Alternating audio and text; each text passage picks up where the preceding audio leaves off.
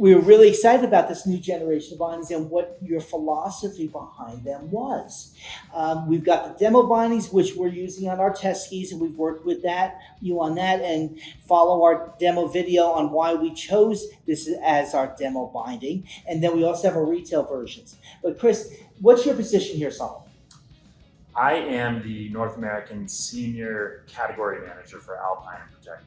So what does that mean? That is essentially a product manager that wears many hats, as product managers tend to do. Okay.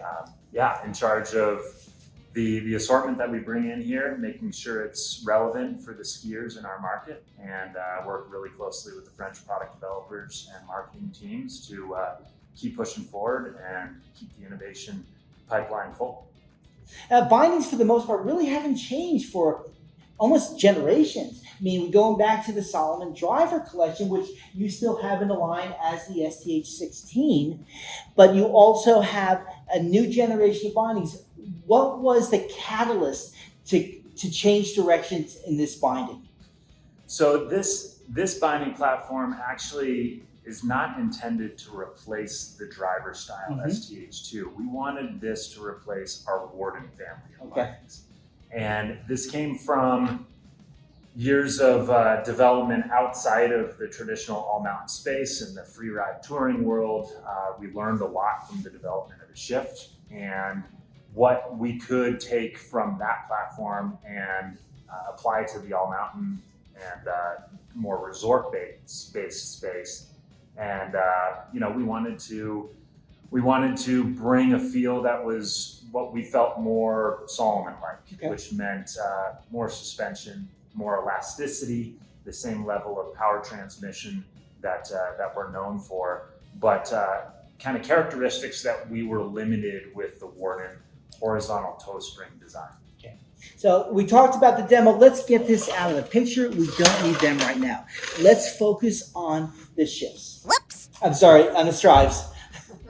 Well, it's funny that you had that little Freudian slip, because a lot of the learnings come from the Shift, and we wanted a binding that kind of skied like a Shift, and for some that might be a little bit scary. But what that means is a binding that felt really low and provided phenomenal power in the front, the toe engine of the system. And that meant lowering the center of mass. So bindings are typically suspending a lot of mass high up off the top sheet. And what that does is it makes the ski a little bit more sluggish, edge to edge, and it actually amplifies some of the vibrations that come up the ski because you're suspending that mass up off the top sheet. The other thing, the biggest thing everyone's going to notice here is we're moving back to a vertical toe spring. And what that allows us to do is get back to the high level of elastic travel off the center axis of the boot that provides a better ski to snow contact when you're skiing off piste or you're skiing choppy groomers. That ski is going to track a lot more consistently thanks to that elasticity, those micro adjustments that the binding is making and allowing the boot to pivot off the center axis and not kind of transmit those vibrations into the overall setup, which would either knock a ski off course or send a lot of vibrations up into the ski. Now, you mentioned center of mass. And again, that's one of the big changes that we noticed in this binding coming from the STH2 driver toe along with the Warden toe. And you're talking a significantly lower center of mass compared to those bindings. And we're talking over 20, 30% depending on the specific binding. Yeah, if we're going to compare this to the Warden, we're looking at a 30% lower center of gravity, center of mass. It depends who's talking here, but where that mass is located. And the mass is typically driven off the spring in the toe engine.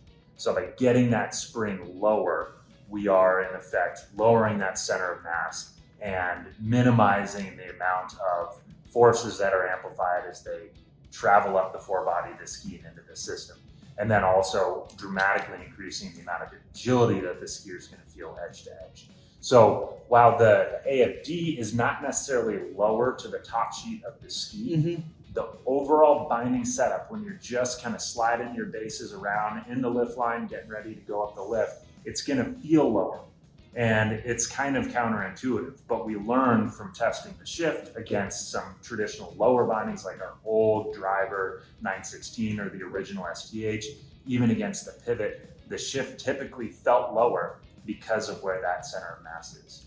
I had a chance last year to ski with Scott Schmidt up at Yellowstone Club, name drop, and he was on the new version of the binding, and Scott is a traditionalist in his skiing. Yeah. He loves his STH steel. When I asked him what he thought about the new binding, and Scott doesn't hold back opinions, he really liked it. He didn't notice a difference, and for him to say that a lot, somebody that puts life and limb on his binding, to have that trust in it really says a lot about this new design. Yeah, it does, and it's nice that we're able to kind of keep that relationship going on an informal basis with Scott, because we know that bindings are one of those things that it's a trust piece of equipment, and he certainly trusted Salomon for a long time, but he did have a hard time transitioning from the steel to the STH2 because of the additional bulk and the heft of that binding, and getting back to something that is lighter and feels lower is definitely in his wheelhouse, and it's awesome to hear that it's getting his endorsement. So we're starting at the top end. Scott's been skiing the 16, and we have the 16, which shares the same heel engine as the previous STH2, and then we've introduced the Strive 14 GW as the other high-level all-mountain freeride binding.